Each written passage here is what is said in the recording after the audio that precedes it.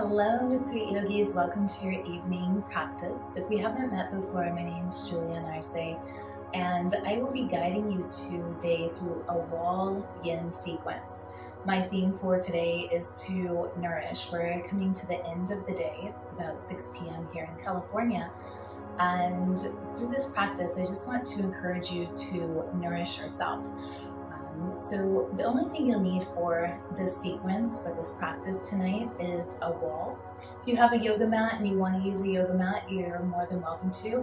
I also like to practice with blankets when I'm doing these type of just nourishing practices. So if you want to use a blanket instead, you're more than welcome to do that.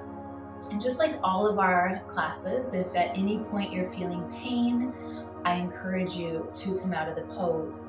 I'm going to cue you into the pose, and then there'll be some long periods of silence so that you can really be with yourself, the sensations in the body, and connect to your own inner guidance, your own inner wisdom. If at any point in time your mind starts to tell you stories that are not serving you, there's a couple of things that you can do. One, you can connect with your breath, just noticing the breath and consciously breathing. Our mind is very smart, but one of the things is that we can only focus on one thing at a time. We can multitask, jumping from thing to thing to thing to thing, but truly we can only focus on one thought at a time. So if your mind is going off in a direction that you don't want it to, that's not serving you, focus on your breath. Another thing that you can focus on is an intention or a mantra. You can come up with a word or a phrase that you can repeat within your mind and really just, incorporating that into your being, like putting positive affirmations, positive thoughts into your being. So let's go ahead and start in our first posture, which is Vipariti Karani, also known as legs up the wall. You'll want to come over to your wall. Place either right or left hip, either one, right up against the wall, and then begin to swing your legs up. Once you have your legs swung up, you can scoot your bum up a little bit closer. And then finding a place where you can just relax through your arms. I like to cactus my arms here. You can also place one hand onto your belly, one hand onto your heart as you begin to focus on your yogic breathing onto your breath. If you want to close your eyes, allowing this experience to be more internal, go ahead and close your eyes. Our legs up the wall posture has a lot of benefits. They say it's good for insomnia, it's good for our cardiovascular health, also good for our immune system. This is my posture I like to call kale. There's only one posture that I could do, it would be this one, because it's so beneficial for the body. Just like if I could only eat one food, it would be kale, not because it tastes good, but because it's so beneficial for the body. And bringing your mantra or your phrase into mind. What is it that you want to focus on? It can be as simple as a single word or as complex as you like as a poem. Repeating that in your mind.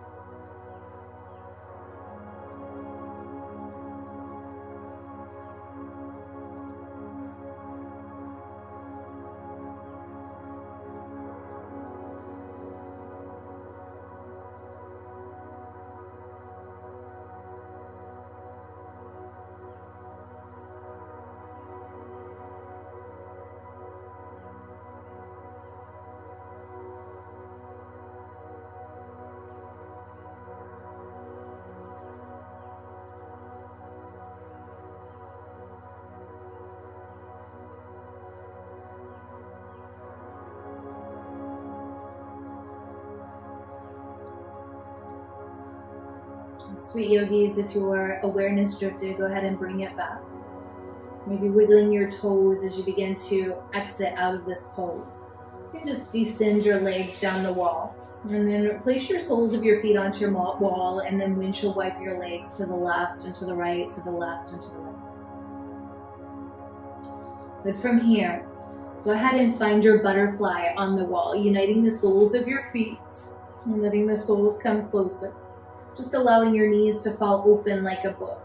Once again, you can place the hands onto the heart and onto the belly, especially if you're connecting with your breath within this pose. I like to have my hands up overhead and cactus the arms as it just feels better on my shoulders. It helps to open up through my heart, but find that place that feels good for you. Once you're in your sweet spot, and giving yourself this time to connect with your mantra, your phrase once again, or with your breath. Allowing your body, your mind, your spirit to feel completely nourished in this present moment.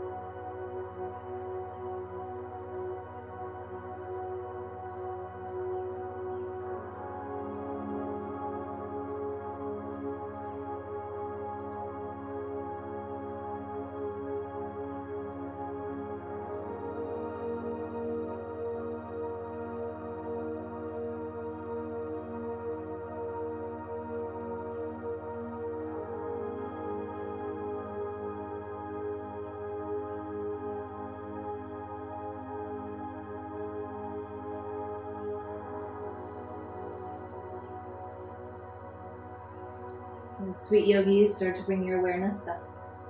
Feeling your body, just coming back into this time and space. Find a gentle movement and then begin to exit out of the pose.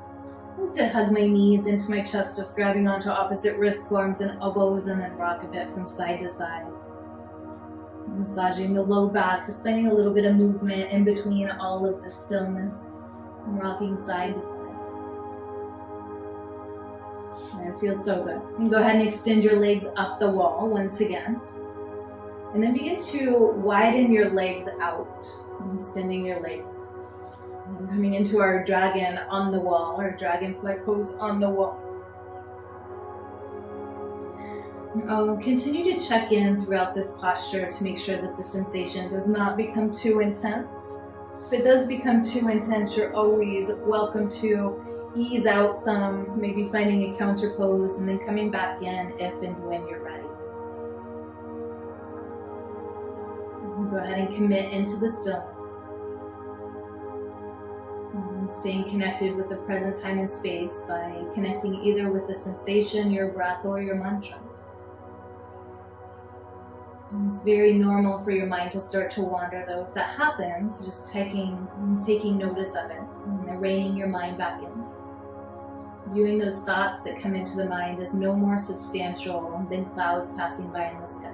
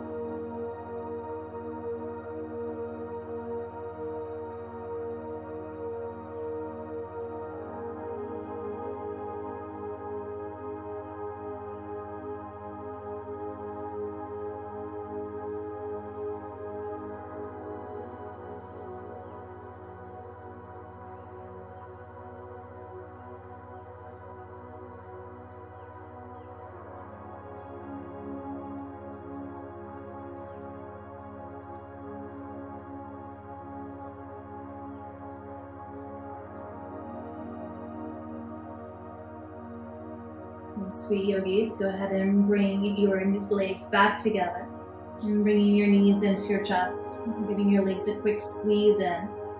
At this point in time, you may want to back away from the wall, just, about 6 inches or so. And coming into our swan on our backs, bring your right ankle to the top of your left knee corner. Flex the toes in toward your nose, and then your left sole of your foot is onto the wall. If you flex your toes in toward your knee, you'll get a little bit deeper sensation within the stretch. And a lot of times in yoga, you'll hear teachers say to come into pigeon on your back. This is the same concept, except you're using the wall to help you up.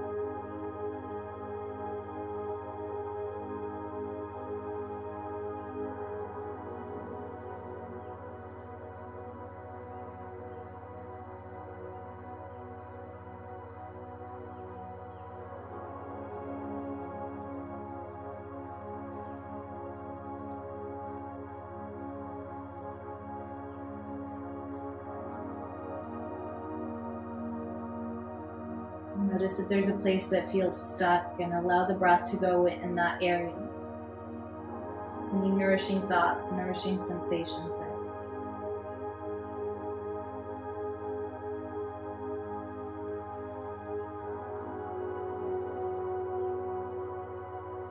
Begin to release out. Place the sole of your right foot onto the wall. Place your left ankle now to the top of your right knee corner. Flex the toes of your left foot in toward your left knee. Breathing into your outer left hip as it opens up. If you need more sensation, bringing your right knee closer in towards your shoulder will give you more sensation within the pose.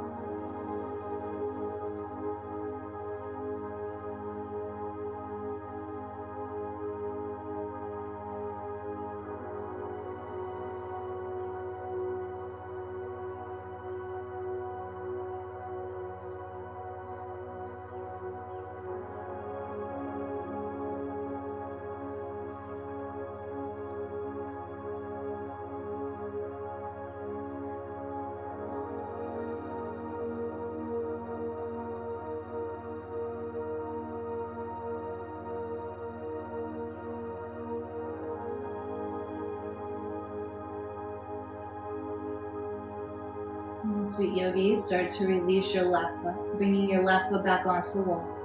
Bring your knees into your chest and rock gently from side to side. Hope that this time that you've spent on your mat was nourishing. Go ahead and roll over onto the side of your choice. When you roll over onto the side of your choice, pushing yourself up into a seated position, coming back into the middle of your mat. And you can sit with your eyes closed or downcast if you like. If you're incorporating meditation into your life after your yoga practice, is a beautiful time to begin to meditate as our mind begins to calm down, our energies begin to settle. So if you would like to take this time to meditate, you're more than welcome to. And thank you for joining me on this journey. Thank you for showing up on your mat and joining me right here on YouTube. If you're not already, subscribe to the channel, like the channel, and then also join us for more conversations, more insight in the full community within the Om at Home app. You can download that on the Google Play Store or the iTunes Store. I hope to see you inside of Om at Home, and I hope you have a beautiful rest of your day, and maybe taking that time to meditate. Namaste, sweet yogi.